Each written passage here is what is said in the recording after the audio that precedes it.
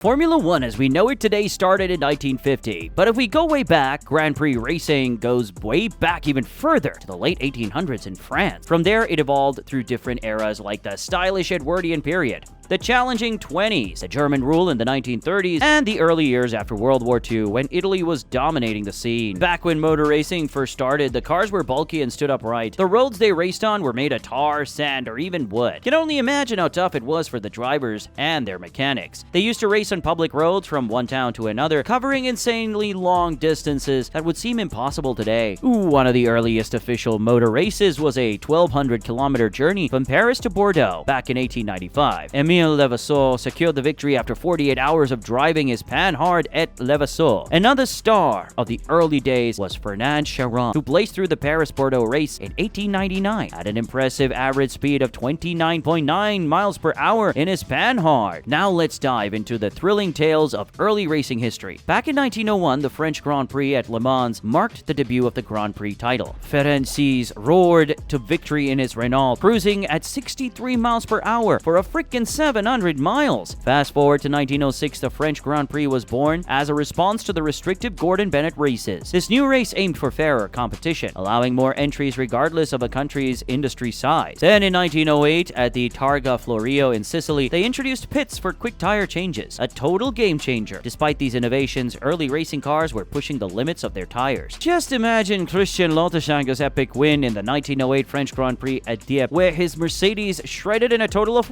10 tires during the race. Later in 1914 at the French Grand Prix in Lyon, the powerful 4.5-liter Mercedes from Daimler-Benz ruled the track, grabbing the top 3 spots after racing 20 laps on a 23.3-mile circuit. They even introduced a cool new way to signal drivers from the pits. When World War I hit Europe, racing took a break, but many drivers headed to the US for the iconic Indianapolis 500. And guess what? Enzo Ferrari, who later became famous as a team manager and founder of Scuderia Ferrari in 1929, scored second place in the 1920 Voiturette race at Le Mans. This race was a big deal as it was the first international road race in France after a 6-year break, and the first American car to win a Grand Prix was driven by Jimmy Murphy in 1921 at the French Grand Prix in Le Mans. He was behind the wheel of a Duesenberg. Back in the 1920s, Bugatti and Fiat were the top manufacturers. Bugatti's Type 35Bs were champions in various races, while Fiat introduced the Supercharger in 1923. In 1931, the International Grand Prix, later called the European Automobile Championship, started, marking the first ever international drivers' championship in racing history. The races were intense, lasting 10 hours in France, Belgium, Italy, and Spain. 2 drivers per car. It was a free-for-all with no restrictions on weight or engine size, hence the name Formula Libre. The winners were the duo who covered the longest distance in the 10-hour marathon. During the Great Depression in the early 1930s, there was less money and interest in Grand Prix racing. However, it was during this tough time that a racing legend emerged, Tazio Nuvolari. He amazed everyone with his victories in Alfa Romeo P3 Monza, at races such as the Mille Miglia Monaco and the Italian GP in Monza. Nuvolari's remarkable victories, even in his 40s, made him stand out. His epic wins in the 1933 Monaco GP, which was the first to have qualifying positions, and the 1938 Donington Grand Prix were unforgettable. It took 55 years for the next Donington GP to take place after that, and Ayrton Senna, a legend himself, followed Nuvolari as a worthy successor. Nuvolari was known as the Flying Mantuan, or the Great Little Man, because he was a small guy of only 5'3". That's 160 centimeters. He couldn't muscle the cars around corners, so he mastered a cool technique of drifting all 4 wheels and controlling it with the throttle. Nuvolari lived and breathed racing for 30 years and was laid to rest in his racing gear as he wished. His legacy lives on after the start of modern F1 racing. And then in 1934, racing history took a thrilling turn as Germany entered the scene with powerful teams from Auto Union and Mercedes-Benz. These sleek machines, backed by hefty support from the German government, changed the game with their aerodynamic designs and top-secret feels. But when Formula One was just starting, there were big changes in how cars were built for racing. Drivers raced because they loved it, not to get rich. But racing was dangerous, and crashes were common and scary. Despite the risks, some drivers became famous, like Ascari, Fangio, and Moss. Their names are still remembered today as heroes of Grand Prix racing. After World War II, the world of motor racing underwent a dramatic transformation. A new formula was introduced, initially named Formula A, but soon changed to Formula 1. This formula set limits on engine sizes: 1500 cc's if supercharged and 4500 cc's if non-supercharged. Alongside this change came a reduction in race distances from the traditional 500 kilometers down to 300 kilometers. This adjustment opened the door for the return of the prestigious Monaco Grand Prix, which had been absent for 2 years. In 1950, the FIA proposed the idea of a world championship for these races. The first step towards this ambitious goal was taken on April 10, 1950, when Juan Manuel Fangio triumphed in a Maserati at the Pau Grand Prix, marking the inaugural international Formula 1 race. A month later, history was made at Silverstone with the hosting of the British Grand Prix, the very first officially sanctioned championship race for Formula 1 Grand Prix cars. This momentous occasion heralded the birth of the F1 World Championship, a peak moment in racing that continues to captivate audiences worldwide. Although only 7 of the approximately 20 Formula 1 races that season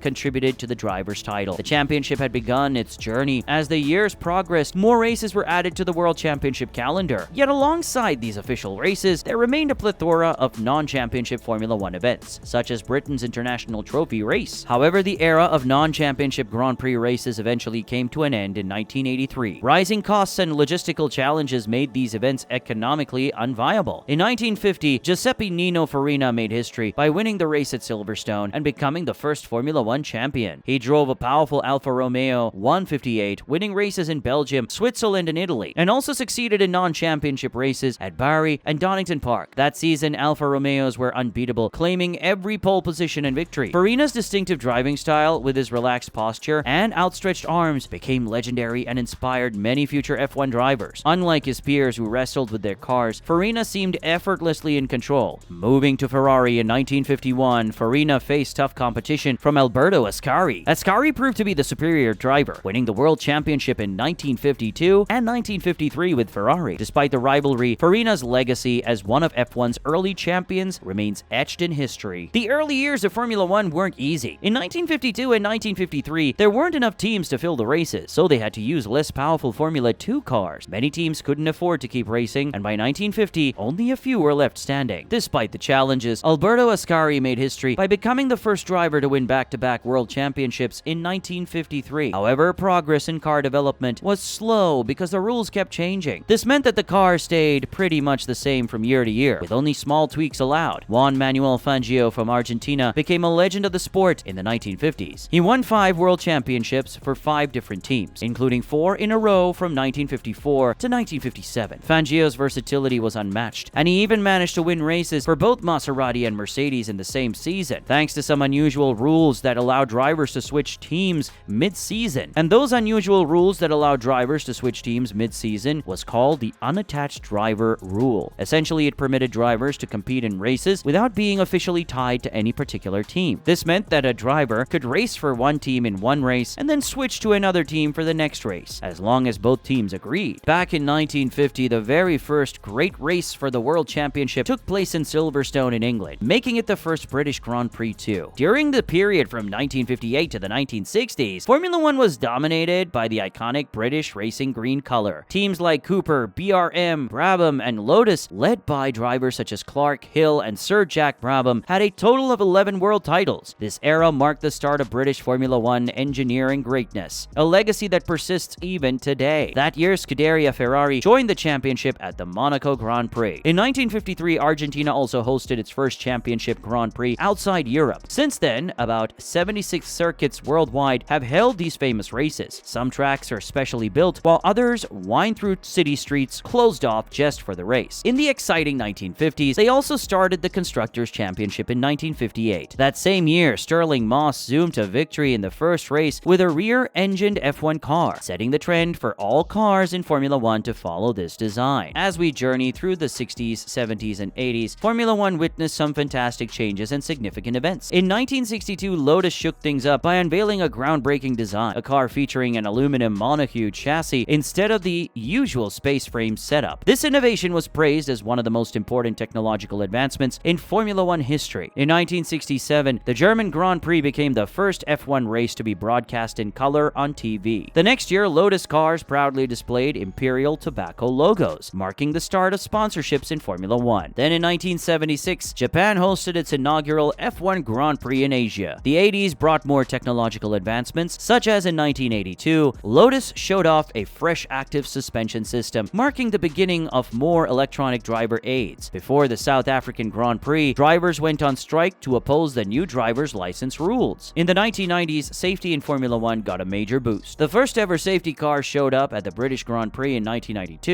In 1994, Ayrton Senna passed away at the San Marino Grand Prix just a day after Roland Ratzenberger also tragically lost his life during qualifying. These sad events sparked a push to make safety better in Formula One. Ayrton Senna and Roland Ratzenberger were the final drivers to lose their lives while driving an F1 car. The unfortunate passing of these two drivers lost at the San Marino Grand Prix led to stricter safety rules. This focus on safety continued into the 2000s and 2010s with the introduction of the halo feature. The halo is like a shield above the driver that stops big stuff from hitting their head. Since becoming mandatory in all F1 cars in 2018, the halo has saved many lives. In the 2000s, Ferrari ruled the track, winning 5 times in a row in both the Drivers' and Constructors' Championships from 2000 to 2004. They kept the winning streak going into 2007, nailing both titles once more and also securing the Constructors' Championship in 2008. That year was extra special as Lewis Hamilton claimed his first Drivers' Championship victory. As we entered the 2010s, Red Bull started their era of dominance, taking home 4 straight Constructors' Championships from 2010 to 2013. In the last 10 years, Formula One had some epic moments that made history. In 2013, Sebastian Vettel from Red Bull owned the track, snatching his 4th Drivers' Championship in a row. After Sebastian Vettel won his 4th World Championship with Red Bull, Formula One changed its rules and engines. Surprisingly, this led to a long period of Mercedes-AMG and Lewis Hamilton dominating the sport. Nobody expected it to happen. The next year, Lewis Hamilton grabbed his 2nd title, then added a 3rd in 2015. 2016 was a big year too, with Max Verstappen starting his F1 journey at just 18 and wowing everyone with his skill. Nico Rosberg finally got his hands on the Drivers' Championship trophy that year with Mercedes. From 2017 to 2020, Lewis Hamilton was unbeatable, winning every single Drivers' Championship and tying Michael Schumacher's record with 7 titles. Even with the COVID-19 mess in 2020 and 2021, the races kept going, just without fans. F1 got back to normal in 2022, and Max Verstappen got his 2nd straight World Drivers' Championship for Red Bull, with Charles Leclerc from Ferrari coming in 2nd. And so the story of Formula One goes on, with its ups and downs that have been happening for almost 70 years.